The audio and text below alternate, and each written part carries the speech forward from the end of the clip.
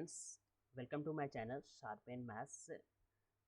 इस वीडियो में हम लोग देखेंगे आज जो एग्ज़ाम हुआ है 7 जून को 2023 का एग्ज़ाम CSR नेट मैथमेटिक्स का, उसके क्वेश्चन के कुछ सॉल्यूशन देखेंगे। क्वेश्चंस मैं जो भी मेरे को मिला है कहीं से उसके सारे क्लियर क्लियर लिखा हुआ नहीं क्या क्वेश्चन था, मैं तो शॉर्ट में लिखा हूँ और उसको मैं बोलूँगा और ऑप्शंस कुछ चीज़ें मिसिंग है, तो आप एज ए रिव्यू देखना चाहते हैं कि आपने जो किया उसको मैच कर उसके अकॉर्डिंग आप जब देखोगे तो आपको आई थिंक याद आ जाएंगे। तो क्वेश्चंस का लेवल कुछ चीज़ों पे बात कर लेता हूँ। एक तो पहली बात कि मैं जब भी देखता हूँ तो अपनी चीज़ें याद आती कि जब एक टाइम था कि मैं भी 18-19 में एमएससी के बाद वीडियो एग्ज़ाम देने के बाद तुरंत देखता था, तो उस समय काफ़ी पैनिक सिचुएशन होता है, क्या हुआ नहीं हुआ, क्या हुआ नहीं हुआ, और सबके साथ होता है। एक्साइटमेंट, पैनिक से सब चीज़ें, इमोशंस कहीं ना कहीं अच्छी भी चीज़ है, तो उस पर थोड़ा कंट्रोल भी होना चाहिए। और आपको जो हो, क्योंकि ये जो CSA नेट का एग्ज़ाम है वो 6 महीना पे हो रहा है, अभी फिर दिसंबर में भी होगा, तो जैसा हो नहीं हो एनालाइज करना काफ़ी इम्पॉर्टेंट है।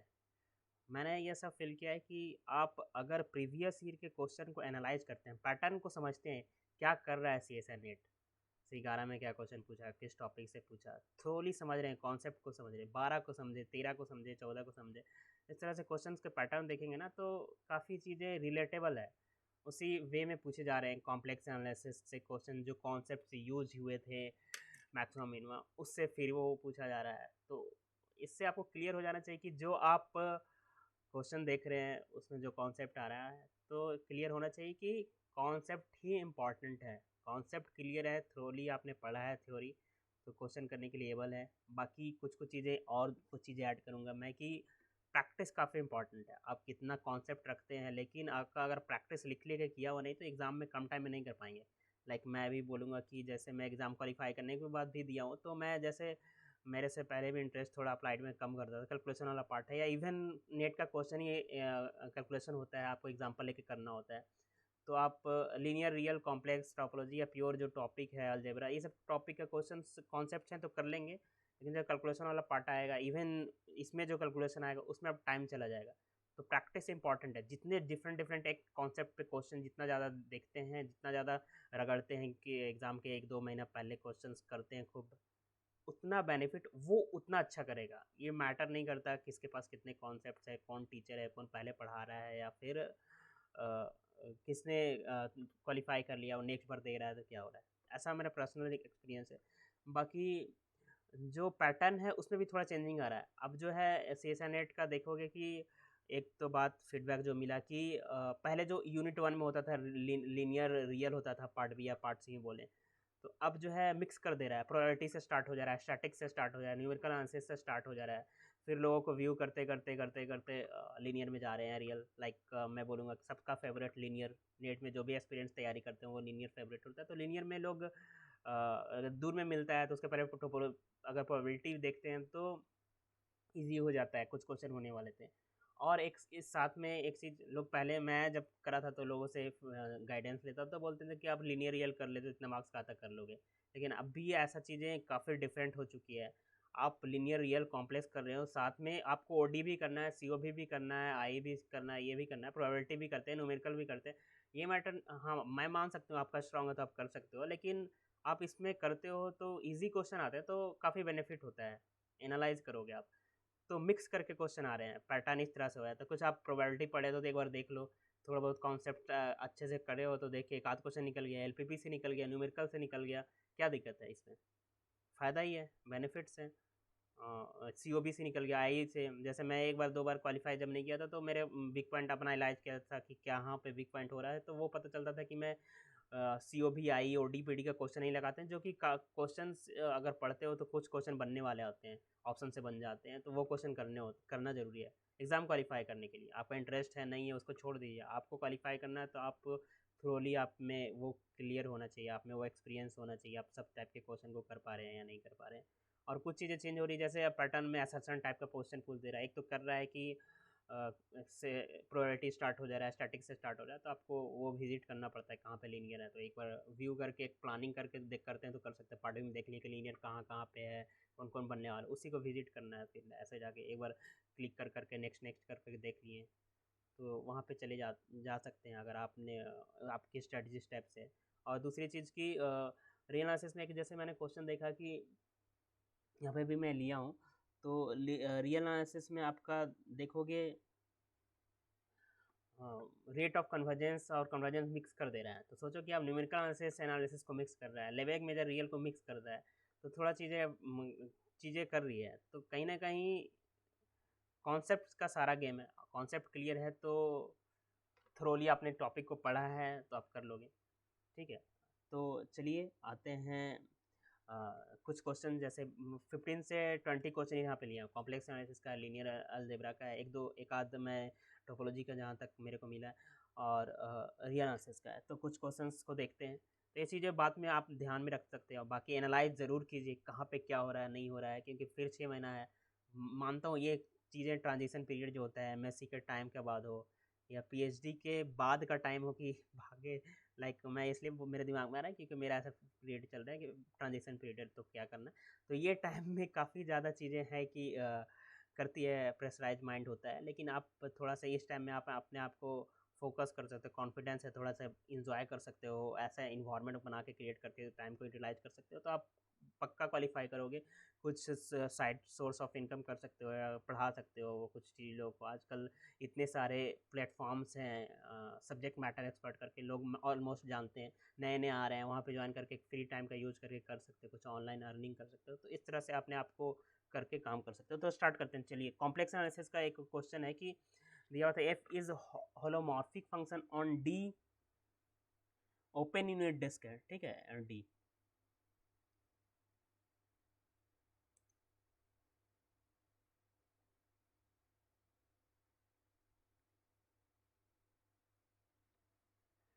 ओपन यूनिट डिस्क है डी से D half, D half actually D half closure मैंने लिखा है, डी हाफ क्लोजर को कंटेन करने वाला ओपन सेट्स में कोडोमेन होना चाहिए, कोडोमेन इसका होना चाहिए, क्योंकि होलोमॉर्फिक फंक्शंस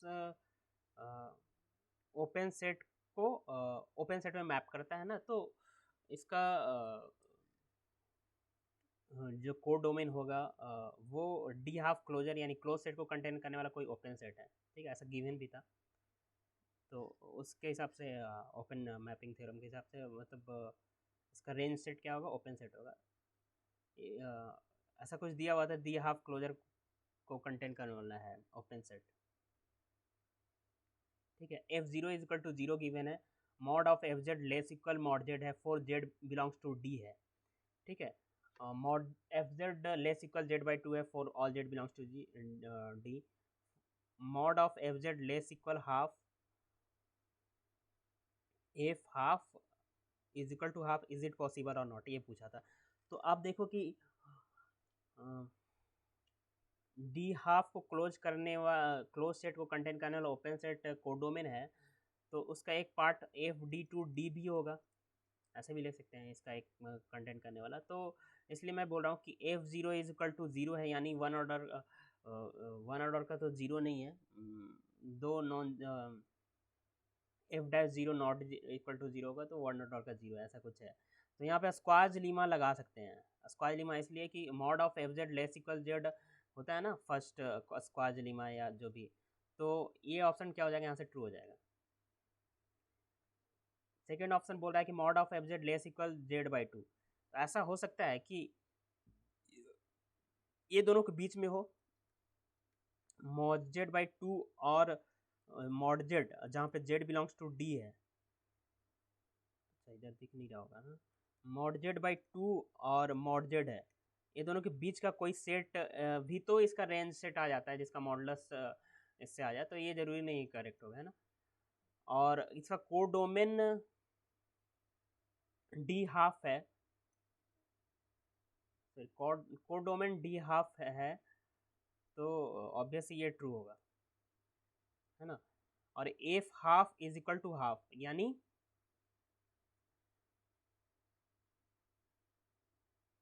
ये कोडोमेन अगर डी हाफ ऐसा कुछ गिवन था, मुझे एग्जैक्ट याद नहीं आ रहा, तो अगर डी हाफ है तो इसका मैक्सिमम वैल्यू कहाँ अटेंड करेगा? ये डी के बाउंड्री पे अटेंड करेगा, है ना, डी के बाउंड्री पे अटेंड करेगा। अगर मैक्सिमम वैल्यू हाफ भी होगा, है ना, इसका z/2 z belongs to D, जहाँ पे mod z less equal half है, तो ये maximum value maximum modulus principle से क्या होगा? मैक्सिमम मॉडुलस प्रिंसिपल से बाउंड्री पे इसका मैक्सिमम वैल्यू आएगा, बट अंदर में मैक्सिमम वैल्यू बोल दिया, इससे कोडोमेन का मैक्सिमम वैल्यू हाफ ही होगा बाउंड्री, बट अंदर के किसी पॉइंट पे बोल दिया है, इसका मतलब फंक्शन तो फिर कांस्टेंट होना चाहिए। और F zero is equal to zero given है, F half is equal to half, तो दोनों में से एक होगा, जीरो ये गिवन है तो हाफ हो नहीं सकता ना, तो कांस्टेंट, तो ए और सी आई थिंक ट्रू होगा, तो आप मिलाइए क्या आपने किया है ना। ये क्वेश्चन था कि Z is equal to zero पे रेसिड्यू निकालना था, यानी 1/z का क्या निकालना था हमें? कॉफिशेंट निकालना था। तो लोगों से क्या क्या पॉसिबिलिटी यूज़ कर सकते हैं, लाइक सारे चीज़ प्रैक्टिस का कमाल है, आप उस समय कितना ट्रिकली स्मार्टली सोचते हैं। या तो e⁻z प्लस 1/z का डायरेक्ट आप एक्सपेंशन लिखे फिर 1/z का कॉफिशेंट निकालो, या तो e⁻z इंटू दी 1/z करके आप कॉफिशेंट निकालते हो, तो e⁻z क्या हो गया? 1+z+z² dot dot dot 1+1/z+1/z² dot dot dot. अब 1/z का कॉफिशेंट निकालना है, तो ये आएगा, है ना, ये आएगा z²/2 इंटू दिस, यहाँ पे 1/z³ आएगा। तो आप देखोगे कि फर्स्ट टर्म 1 आएगा, फिर 1 1 2 आएगा, प्लस 1/2 3 आएगा 1/z का कॉफिशेंट।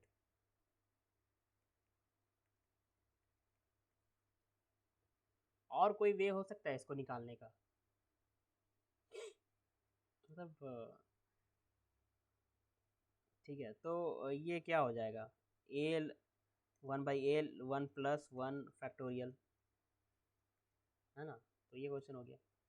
तो क्या क्वेश्चन में क्या डिफरेंट पूछ रहा है? कुछ नहीं, आप टेलर सीरीज जानते हो, एक्सपेंशन पूछ रहा है, तो कुछ तो आपसे कैलकुलेशन करवाएगा, एग्जाम है तो, है ना। एक F Z entire function given था, क्लियर है, इंटायर फंक्शन, तो एफ जेड बार इंटायर होगा, एफ जेड और एफ जेड बार इंटायर होता है, तो आई थिंक कुछ रिजल्ट है कांस्टेंट या समथिंग। एफ जेड इंटायर है तो एफ जेड बार भी इंटायर होगा, है ना, काफ़ी इजी लगा होगा, खुश हो गए देख के। एफ जेड बार का क्लोजर है तो इंटायर होगा, एफ जेड बार जेड है, तो देखो पार्ट बी का क्वेश्चन अभी मैं कर रहा हूँ, तो पार्ट बी का एफ जेड इंटायर फंक्शन है, तो इसको टेलर सीरीज एक्सपेंशन लिख सकते हैं ना, A N Z to the power N zero के अकॉर्डिंग, ऐसा क्लोजर करेंगे तो ये पूरा क्लोजर हो जाएगा। नहीं, इसका क्लोजर करेंगे तो ये सेम चीज़ आ जाएगा एफ जेड, इस तरह से आप पता नहीं आप समझ पा रहे हैं कि नहीं, तो ये हो जाना चाहिए, तो ये क्लियर हो गया। और डिस्कार्ड करने के लिए है ही ना, इजी, जेड ले लिया होगा सबने, e⁻z ले लिया होगा, कुछ भी ले लो आप, और भी ले लो, साइन जेड ले लो, कॉस जेड ले लो, तो ये सब गलत हो गया ना, क्यों? Del F by del Z bar not equal to zero आएगा, नेसेसरी कंडीशन है, इंटायर होगा तो कॉची थ्योरम को सेटिस्फाई करे, but Cauchy theorem del F by del Z bar zero होना चाहिए, नॉट जीरो आ जाएगा ऐसे एग्जाम्पल के थ्रू, तो सारे गलत हो जाएंगे। तो इसमें पूछा है कि काफ़ी क्वेश्चन मैं देखा पिछले साल भी सितंबर में जो एग्जाम हुआ था, कॉफिशिएंट से रिलेटेड क्वेश्चन आते हैं, टेलर सीरीज एक्सपेंशन कर देना है, लॉरेंट सीरीज एक्सपेंशन कर देना है। देखो आप टेलर सीरीज से पूछा है, अभी इधर देख रहे हैं, लॉरेंट सीरीज से कुछ पूछ दे तो उससे पूछ सकता है ना, तो ये हो गया।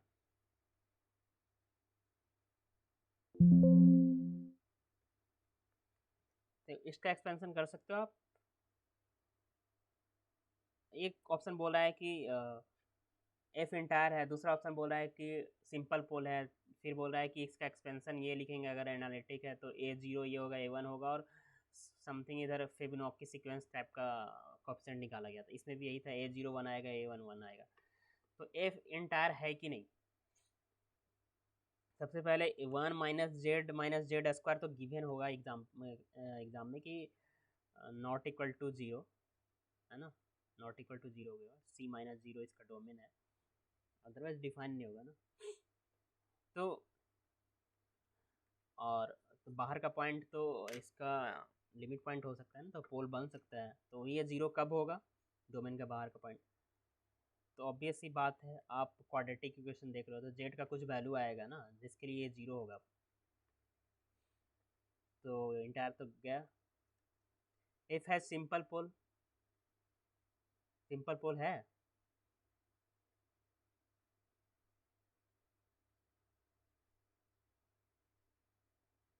If Z is this,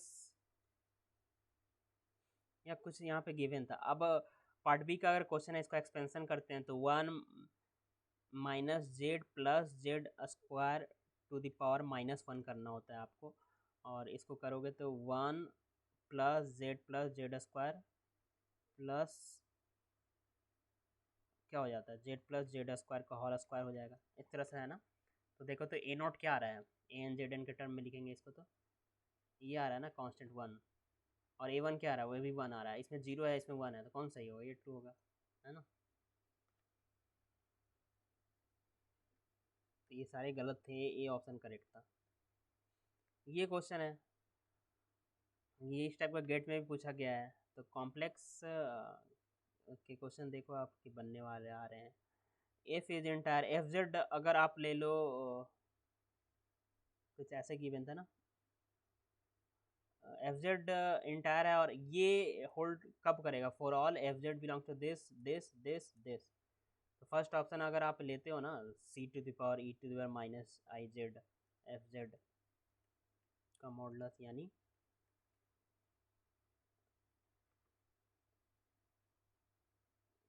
C E to the power minus I Z. अब C E minus X plus I Y कर दो, है ना, C E minus X E to the power minus I Y. तो C E to the power minus X, ये क्या हो जाएगा, 1 हो जाएगा ना मॉडुलस। अब बताओ, सी लेस इक्वल 1 गिवन है, तो इसको बाहर बाहर मॉडुलस कर देते हैं E to the power minus X है, तो लेस इक्वल हो तो इनक्वालिटी आ जाएगा ना। तो फर्स्ट ऑप्शन क्या हो गया, करेक्ट हो गया इजीली। सॉरी सॉरी कुछ गलत हुआ है, E to the power minus I Z है ना, तो यहाँ पे आई एक्स होगा, आई वाई हो जाएगा ना, ये 0 1 होगा, और ये आ जाएगा। अगर फिर से राइटिंग के लिए तो मैं ऐसे भी बदनाम हूँ, तो C E to the power minus I X plus I Y, C E minus I X I square plus Y हो जाएगा। तो ये C E to the power Y आ जाएगा, है ना, और सी लेस इक्वल 1 गिवन है, तो E to the power Y. So I am trying also to improve my writing further videos. Next real answer के क्वेश्चन गिवन है, ये गिवन था, पूछ रहा है कि कंटिन्यूस कहाँ पे होगा, कौन से रेस्ट्रिक्टेड डोमेन आर्म के कौन से सबसेट पे रेस्ट्रिक्ट कर दे डोमेन को ताकि ये फंक्शन कंटिन्यूस हो जाए। तो -1 से 1 है, 0 पे फंक्शन कंटिन्यूस है, 0 पे functional value limiting value different है, नॉट एग्जिस्ट भी कर रहा है left hand right hand, simple 12th का कॉन्सेप्ट, ये क्या हो गया, गलत, है ना। 0 इसके अंदर है तो कॉन्टिन्यूस कहाँ से हुआ, नहीं हुआ। 0 1 पे कॉन्टिन्यूस है, क्या एग्जाम्पल, ये था ऑप्शन, आई थिंक यही होगा। तो 0 1 पे, 0 पे 1 पे है, 0 यूनियन 1/n पे ओपन इंटरवल बोला है, तो नॉट इक्वल टू 0 के लिए ये फंक्शन तो कॉन्टिन्यूस है, 0 पे दिक्कत है। इस पे बोला है 1/n और 1/2n, तो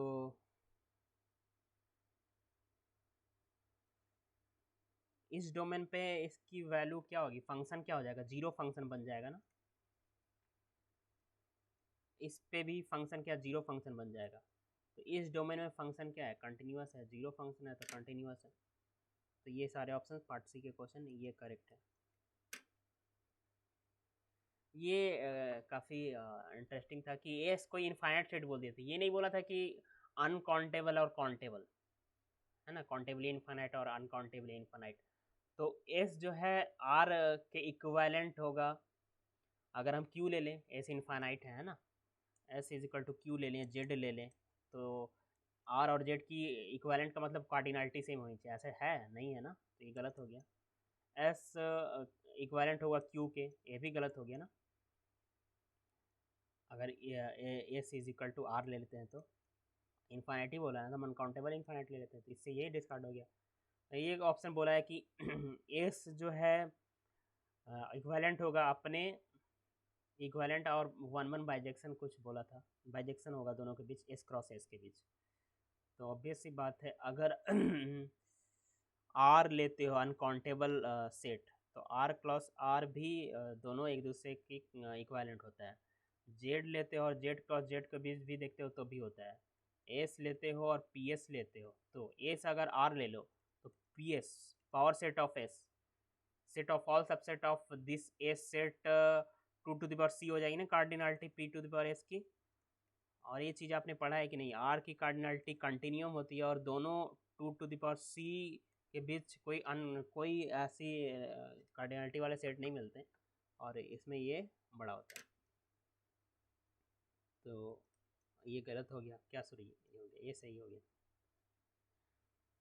काफ़ी सिंपल क्वेश्चन पूछा है, if and only if condition, inform continuation, zero one open interval में पूछा है। तो कोई भी कंटिन्यूस फंक्शन है किसी ओपन इंटरवल में, तो यूनिफॉर्म कंटिन्यूस होने के लिए if and only if condition होता है कि अगर इंड पॉइंट में लिमिट एग्जिस्ट कर जाए, तो if and only if condition लगा देंगे, इन पॉइंट पे लिमिट, जीरो पे ये क्या है, नॉट एग्जिस्ट है, तो इन पॉइंट पे लिमिट एग्जिस्ट नहीं करी, इसी नहीं होगा, इफ़ एंड ऑनली इफ है कंडीशन, याद कर लीजिए। If and only if condition uniform continuous continuity होने के लिए, कंटिन्यूस फंक्शन अगर कोई बॉन्डेड इंटरवल में बात कर रहा है तो इन पॉइंट पे लिमिट एग्जिस्ट हो जाए, तो ये क्या हो गया, ये क्या हो गया, ये भी एग्जिस्ट नहीं करी, ये भी एग्जिस्ट नहीं करेगा, ये जीरो पे देख लो क्या हो जाएगा, -20 जीरो, वन पे भी एग्जिस्ट, करेक्ट, इजी। ये बीएससी का क्वेश्चन है, लाइक इसमें 3 डिग्री का पॉलिनोमियल दे दिया था और पूछा था कि रियल रूट्स कितने होंगे, है ना। तो डेस्कार्ट्स रूल कुछ होता है, उसमें लगाते हैं x³ + 3x, Descartes rule of sign, F X में चेंज ऑफ साइन कितने बार हो रहा है, एक बार, तो एक पॉजिटिव साइन है ना। एफ -x करते हैं तो x² -3x -2, अच्छा x³ है माइनस, तो साइन कितने बार चेंज हुआ है, 0 बार साइन है, नेगेटिव रूट एक भी नहीं, एक पॉजिटिव है, ऑड डिग्री का पॉलिनोमियल है। तो ऑड डिग्री का पॉलिनोमियल क्या होगा, जो दो रूट होंगे वो कंजुगेट पेयर में होंगे और कॉम्प्लेक्स एक ही रियल रूट होगा, करेक्ट।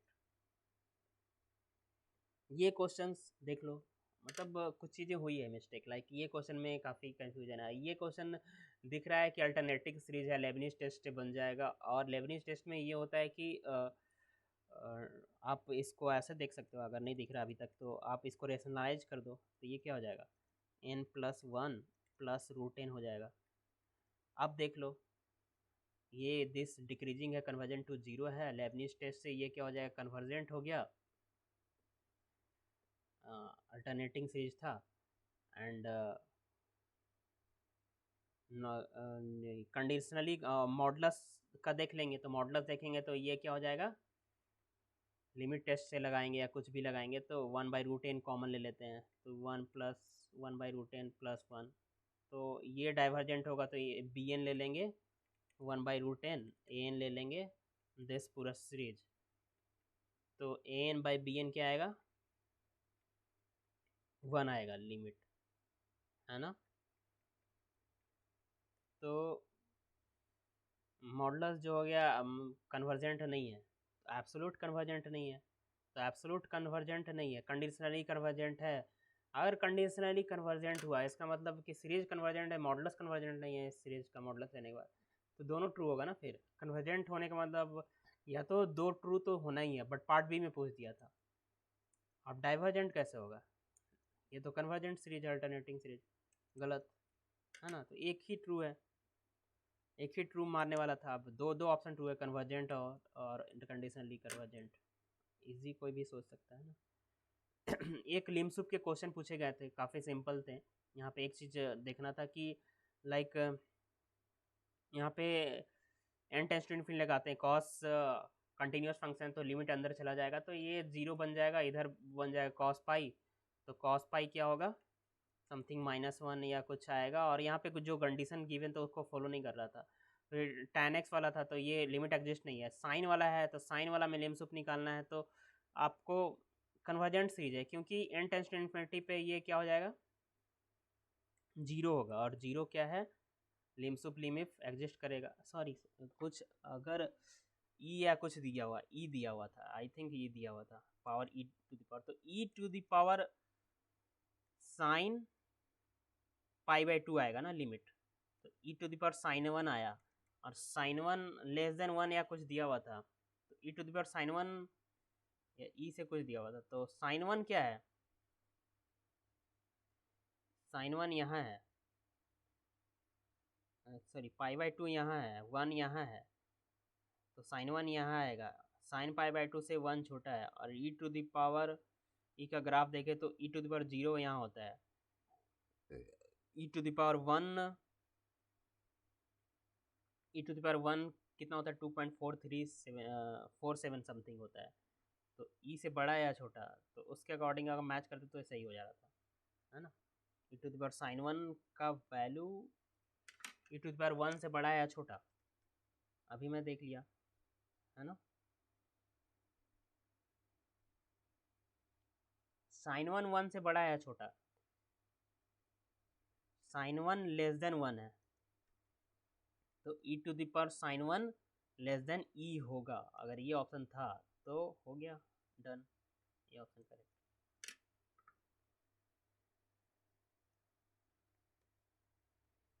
ये एक क्वेश्चन जैसे मैं बोल रहा था कि रेट ऑफ कन्वर्जेंस के बारे में इसमें मिक्स कर दिया है न्यूमेरिकल रियल एनालिसिस, तो ऑब्वियस ही बात है एनालिसिस का पार्ट है तो मिक्स किया जा सकता है, नो डाउट। तो ये एक था कि ऐसे था सीरीज 1+1+1/1+2 1/1+n था, है ना। और 1/n सीरीज था bn, n और bn सीक्वेंस था। तो पूछ रहा है कि ये किस पे कन्वर्ज करेगा, ये कन्वर्ज करेगा डाइवर्ज करेगा। तो ये देख के आपको नहीं लग रहा है इसको हम ऐसे लिख लें k/n, है ना। तो ये क्या हो जाता, लिमिट सम से 0 से 1, 1/dx/1+x, तो ये क्या हो जाता, log 1+x, और 0 to 1 क्या हो गया, log 2 हो गया, log 2। और अगर कोई पॉजिटिव सीरीज का सम फाइनाइट आ रहा है तो सीरीज कन्वर्जेंट है, log 2 पे कन्वर्ज कर रहा है। रेट ऑफ कन्वर्जेंस 1/n और दिस का इक्वल नहीं होगा, तो रेट ऑफ कन्वर्जेंस का थोड़ा सा डिफिनेशन देख लेना, rate of convergence, order of convergence, तो ये चीज़ें यूज़ हो रही है, तो वहाँ से आपको पता चल जाए कि रेट ऑफ कन्वर्जेंस क्यों सेम नहीं होगा, है ना। तो इसमें कन्वर्जेगा और रेट ऑफ कन्वर्जेंस सेम नहीं होगा, जो ऑप्शन करेक्ट है वो करेक्ट हो जाएगा। ये क्वेश्चन था कि एक थ्री ऑर्डर का मैट्रिक्स गिवन था, विच इज फॉल्स पूछा, तो रियल आइगन वैल्यू होगा ऑलवेज, डिटरमिनेंट जीरो होगा, A must have three eigen values, two eigen values. इसमें थ्री ऑर्डर का मैट्रिक्स है ना, तो थ्री ऑर्डर का मैट्रिक्स आप अगर स्क्यू सिमेट्रिक ले लेते हैं या फिर इस टाइप का मैट्रिक्स लेते हैं, जैसे 0 0 0 ए समथिंग कुछ भी रियल नंबर, या फिर 1 ले लो, यहाँ पे 0 ले लो आप, 0 1 - 1 ले लो, तो x² + 1 आएगा, इसका करेक्टरिस्टिक पॉलिनोमियल x-1 आएगा, तो इसके कॉम्प्लेक्स आइगन वैल्यू बोल रहे हैं। तो फॉल्स पूछा था, रियल आइगन वैल्यू ऑलवेज होगा, ये गलत हो गया, सॉरी ट्रू हो गया, रियल आइगन वैल्यूज होगा ये बोला, तो और फॉल्स पूछा है, तो ये करेक्ट हो गया। बाकी मैच कर सकते हैं अभी इजली ये क्वेश्चन मेरे ऑप्शंस से। और नेक्स्ट कोई थ्री ऑर्डर का मैट्रिक्स था और उसका बोल रहा था कि कैरेक्टरिस्टिक पॉलिनोमियल पी एक्स है जो कि एक्स स्क्वायर से डिविजिबल है। तो थ्री ऑर्डर का मैट्रिक्स है, एक्स स्क्वायर से डिविजिबल है, तो हम क्या सोच सकते हो कि पी एक्स को हम कैसे लिख सकते हैं? X square into G X लिख सकते हैं। अब X square into X minus A हो सकता है, रियल इंटरेस्ट था ना, तो यहाँ से फिर बोल दिया था कि ये ऑलवेज नील पोटेंट होगा, क्यू इक्वल टू जीरो बोला, तो ये होगा डायगोनाइजेबल होगा। तो ऐसा हो सकता है कि जीरो की अलजेब्रिक मल्टीप्लिसिटी टू है, ऐसा मैट्रिक्स लेने की ज्योमेट्रिक मल्टीप्लिसिटी वन हो जाए तो डायगोनाइजेबल नहीं होगा। ऑल आइगन वैल्यू रियल होगा, ये करेक्ट होगा। आइगन वैल्यूज जीरो टू या क्या था, तो ये ऑप्शन करेक्ट था कि all eigen values real. Part B का क्वेश्चन था ये। मैट्रिक्स ये एक क्वेश्चन था लाइक ऐसे दिया हुआ था, ये अलग अलग दिया हुआ था, ये गिवन था एक ब्लॉक गिवन था।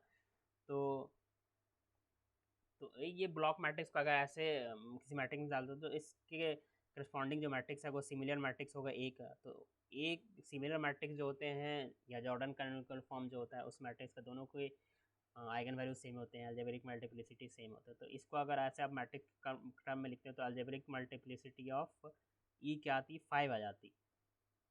ठीक है, तो और ज्योमेट्रिक मल्टीप्लिसिटी कितनी आती? ज्योमेट्रिक मल्टीप्लिसिटी क्या होता है, नंबर ऑफ ब्लॉक्स होता है, नंबर ऑफ आप इसका जॉर्डन ब्लॉक बनाते हैं, जॉर्डन कैनोनिकल फॉर्म लिखते हैं, तो जॉर्डन ब्लॉक में जितने जॉर्डन ब्लॉक होंगे ई के करस्पॉन्डिंग उतने ज्योमेट्रिक मल्टीप्लिसिटी होंगे। तो इसके करस्पॉन्डिंग 3 होगा, तो 3 क्योंकि ये हो गया एक, ये हो गया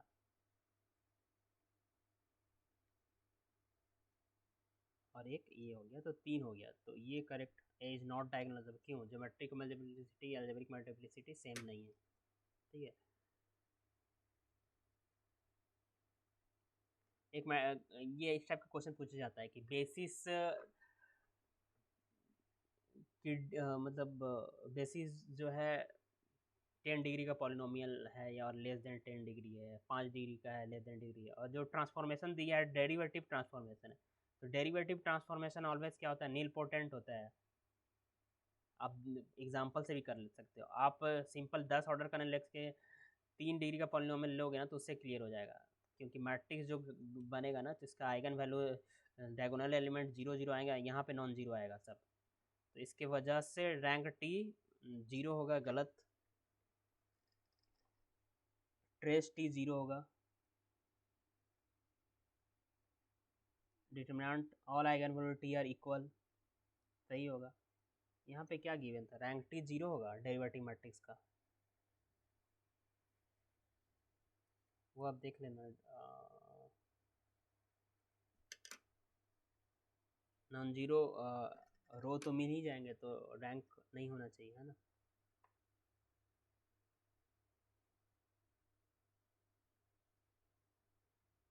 ये एक क्वेश्चन गिवन था कि क्वाड्रेटिक फॉर्म गिवन था, पूछ रहा था कि इक्विवेलेंट कौन होगा। तो क्वाड्रेटिक फॉर्म्स के करस्पॉन्डिंग और मैट्रिक्स बना लो और उसके रैंक चेक कर लो, अगर रैंक सेम है तो इक्विवेलेंट होता है। तो अगर आप बनाओगे ए के करस्पॉन्डिंग तो 6 6 -13/2 -13/2 होगा, है ना। इसके करस्पॉन्डिंग बनाओगे तो 1 2 -12 होगा। सी के करस्पॉन्डिंग बनाओगे तो 1 -2 -12 मैट्रिक्स होगा। तो ऑप्शन दिया था कि equivalent to B, A is equivalent to C, B is positive definite, C is positive definite, है ना। तो मैट्रिक्स अगर मिल गया तो आप पॉजिटिव डिफिनिट चेक कर सकते हो। तो ये ऑलवेज रैंक दो ही आएगी, दो ऑर्डर का मैट्रिक्स बनेगा, सब में दो दो रैंक आएगा, तो इक्विवेलेंट सब हो गया, ए भी इक्विवेलेंट हो गया बी का, ए भी इक्विवेलेंट हो गया सी का, बी भी इक्विवेलेंट है सी का, बट ये ऑप्शन नहीं है। B is positive eigen values, तो आइगन वैल्यूज निकाल लो। C is positive definite, C is positive definite, positive definite का मतलब आइगन वैल्यूज अगर पॉजिटिव आ गए तो पॉजिटिव डिफिनिट, अगर नेगेटिव आ गए आप डायरेक्ट इसका डिटर्मिनेंट निकालो। मान लिया हम डिटर्मिनेंट निकालते हैं, लाइक इसका डिटर्मिनेंट निकालते हैं ना, तो -2 आएगा प्लस 1/4। डिटरमिनेंट नेगेटिव है, इसका मतलब क्या है, पॉजिटिव दोनों आइगन वैल्यू अगर पॉजिटिव हो तो डिटरमिनेंट नेगेटिव आ सकता है, नहीं आ सकता है ना। तो और दोनों आइगन वैल्यू नेगेटिव हो तो भी इसका आइगन दोनों आइगन वैल्यू नेगेटिव हो तो इसका डिटरमिनेंट नेगेटिव नहीं आएगा। दोनों आइगन वैल्यू पॉजिटिव हो तो डिटरमिनेंट नेगेटिव नहीं आएगा, यानी 1 पॉजिटिव 1 नेगेटिव, यानी इनडिफिनिट।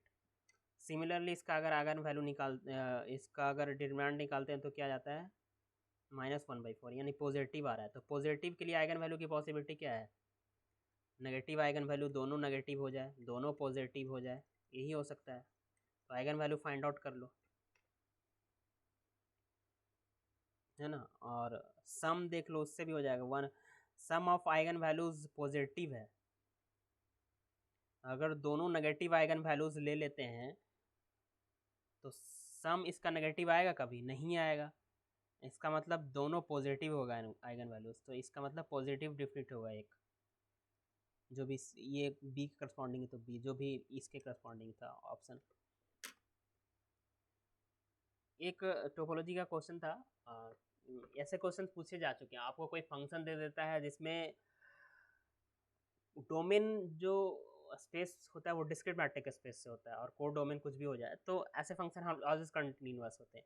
एक था 33, एक ऑप्शन था कि 33 एलिमेंट सेट से कोई भी 3 हॉजर ऑफ स्पेस टोपोलॉजी बन सकते हैं, है ना। Finite dense subset given set, अगर नॉन इम्पटी सिर्फ दिया हुआ था, अगर इनफाइनाइट दे दिया तो फाइनाइट डेंस सबसेट बनेगा नहीं। अगर नॉन इम्पटी सेट दिया था तो उसमें फाइनाइट डेंस सबसेट बन सकते हैं, क्योंकि एक सबसेट ऑफ एक्स है, एक्स भी फाइनाइट है, तो एक closure A is equal to X हो जाए, कोई भी लिमिट पॉइंट नहीं तो हो सकता है फाइनाइट सेट में फाइनाइट डेंस सबसेट हो जाएंगे। ठीक है, तो होंगे, ऐसा ट्रू है, आई थिंक नॉट। मान लिया 1 2 3 है और 1 2 सेट है, एक क्लोजर इज इक्वल टू 1 2, नहीं नहीं रॉन्ग है ना। तो ये इसमें ये गलत है, 33 एलिमेंट से 3 हॉस्टोबस पे, ये भी गलत है। फाइनाइट डेंस सबसेट वाला ऑप्शन गलत है, और डिस्क्रीट मैट्रिक्स में जो वो था वो सी पार्ट बी का करेक्ट होगा। एक क्वेश्चन ये था, ठीक है, इसमें ट्विस्ट लाइक अगर मैं होता तो 1/z², इसमें पूछा था कि इसका इंटीग्रल क्या होता है। कॉची इंटीग्रल थ्योरम लगाएंगे, इसमें जीरो और जीरो पे सिंगुलरिटी है, जीरो पे पोल है, दो ऑर्डर का जीरोज यहाँ है, यहाँ जीरो पे भी सिंगुलरिटी होगी। ये जीरो कब होगा, जब z इजकल टू जीरो होंगे और z इजकल टू पाई होगा तब। तो पाई, और ये जो कंटूर था कि 3 से है, तो 3 से बाहर है क्योंकि 3.14 बार होता है, इसका हमें मतलब नहीं है। तो इस कंटूर के अंदर में 3 सिंगुलर 3 ऑर्डर का पोल है at z is equal to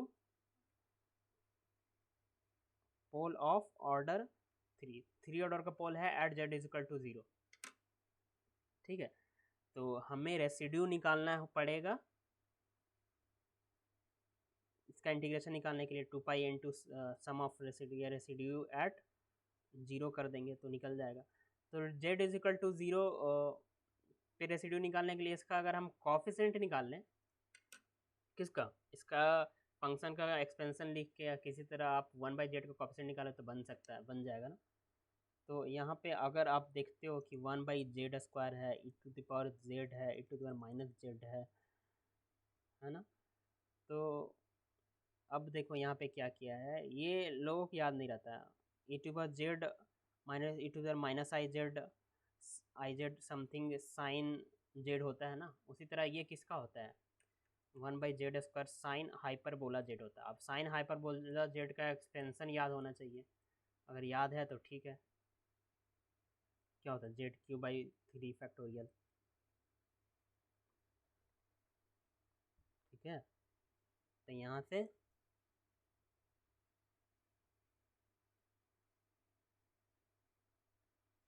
sorry 3 order का हम क्या निकाल रहे हैं, पोल निकालना है। तो 3 ऑर्डर का पोल निकालने के लिए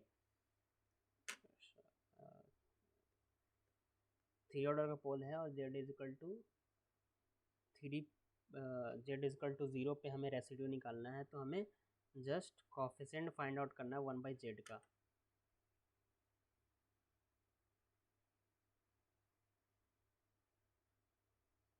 तो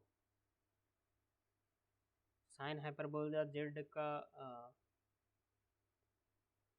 क्या होता है, 1 प्लस z³ ऐसा समथिंग होता है। यहाँ से अगर ऐसे होता है तो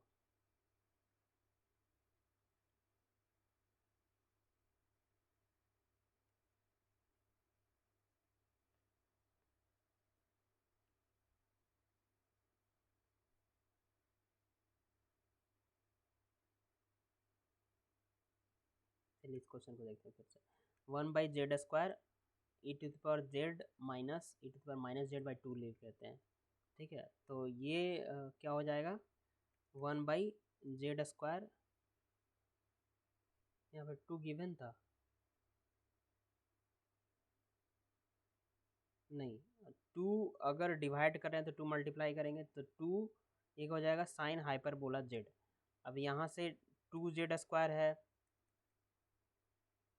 साइन हाइपरबोला z का एक्सपेंशन लिखेंगे तो समथिंग 1/z का कोएफिशिएंट आएगा।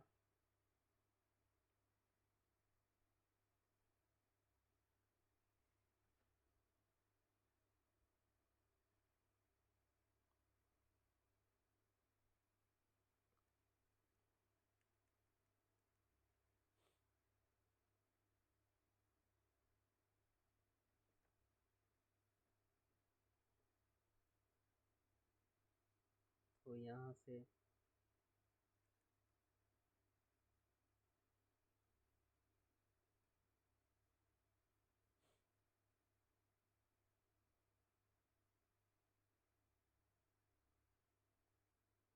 z प्लस z³, यहाँ से कोएफिशिएंट देख लीजिएगा आप, इसको अगर ऊपर ले जाते हैं तो ऐसे होगा,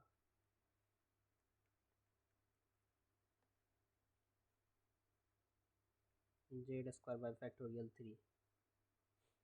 तो 1/2 इंटू 6 3 फैक्टोरियल आएगा तो 1/12 आएगा समथिंग। तो 1/12 पाई वाला जो ऑप्शन है ना वो करेक्ट होगा, ठीक है।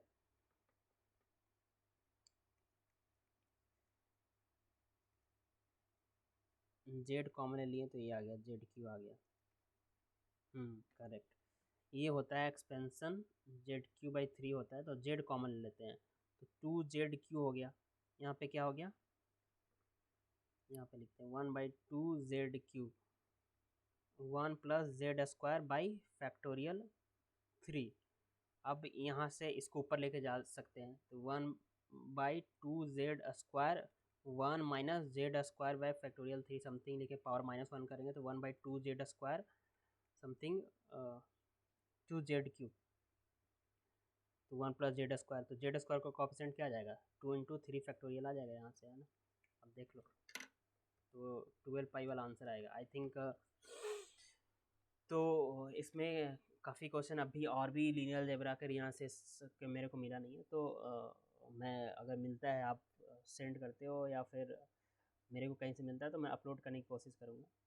और बाकी आपको एनालाइज हमेशा करें, एक्सपीरियंस आप कितने बार एग्ज़ाम दिए हैं, क्या है क्या तरीका है। एक चीज़ और मेरे दिमाग में आता है कि लाइक प्रैक्टिस चाहिए आपका। इम्पॉर्टेंट टाइम एमएससी जब आप करते हो तो एकेडमिक टाइम में आपके पास कितना टाइम होता है, एकेडमिक के अलावा टाइम बचता है कि नहीं, उसमें नेट के लिए प्रैक्टिस चाहिए। बाद में एमएससी कंप्लीट करने के बाद कहाँ पे पढ़ रहे हो मेरे को नहीं पता, कुछ अच्छे जगह पे होते हैं जो कि फ्रेशर में निकालते हैं, बट कहीं पे भी ऐसा होता है कि लोग एकेडमिक में लगे रह जाते हैं। तो अगर टाइम मैनेजमेंट करते हो, काफ़ी क्वेश्चन रगड़ते हो, प्रैक्टिस की जरूरत है, बाद में आके फिर प्रैक्टिस कर रहे हो, 1 साल लग रहा है, 6 महीने, उसी समय प्रैक्टिस कर रहे हो साथ में प्रीवियस ईयर के, आजकल ऑनलाइन में सारी चीज़ें अवेलेबल है, तो उस समय से जो भी टॉपिक होता है करने लगते हो तो आई थिंक आपका प्रैक्टिस काफ़ी होगा, क्योंकि 2 साल का टाइम होता है जो भी एकेडमिक के अलावा टाइम मैनेज करके निकालते हो, तो वहाँ से आप काफ़ी हेल्प होगा आपको, तो वो माइंड में रखना चाहिए। तो आप ये कन्वे भी कर सकते हैं कि जो एमएससी में बच्चे हैं आगे, जिनको इस लाइन में आना है, आगे क्लियर है कि हमको नेट करना है, आगे गेट करना है, पीएचडी करना है, जेआरएफ निकालना है, तो वो उन्हें करना चाहिए क्योंकि प्रैक्टिस मांगता है ऐसे एग्ज़ाम में। लाइक एक तो पूरे थ्रोली कॉन्सेप्ट चाहिए, प्रैक्टिस चाहिए, टाइम तो देना होता है। नहीं तो आप देखो कि एमएससी करने के बाद लोगों को होता है कॉन्सेप्ट भी आ जाता है, गेन भी कर जाता है, तो दो लैक हो जाता है, कभी 1 मार्क्स 2 मार्क्स, 6 महीना 1 साल 2 साल ऐसे हो जाता है। तो ये क्रूशियल पॉइंट है। Okay, thank you friends.